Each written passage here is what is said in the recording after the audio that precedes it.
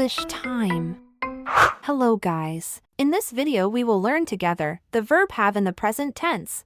To use the verb have in a positive statement, we simply have two options: either use have with the subjects I, you, they and we, or we use has with the subjects he, she and it. For example, we say I have a red car or he has a red car. You sure about that?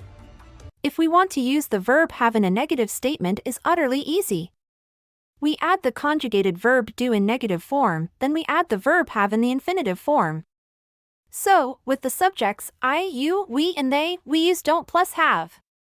With the subjects he, she and it, we use doesn't plus the verb have as it is, meaning in the infinitive form. You don't have to do this. Yeah, unfortunately I do, Walton.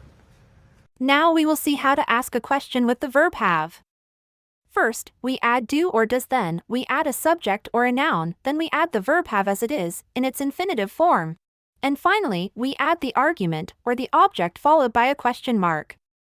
Now if we want to answer to the question, we simply use the yes for starts, we add the subject plus the verb, do, conjugated accordingly. The same thing goes for answering with no. First we use no, then we add a subject and finally we add the verb do in negative form conjugated also accordingly with the subject. I hope that you've benefited from this video.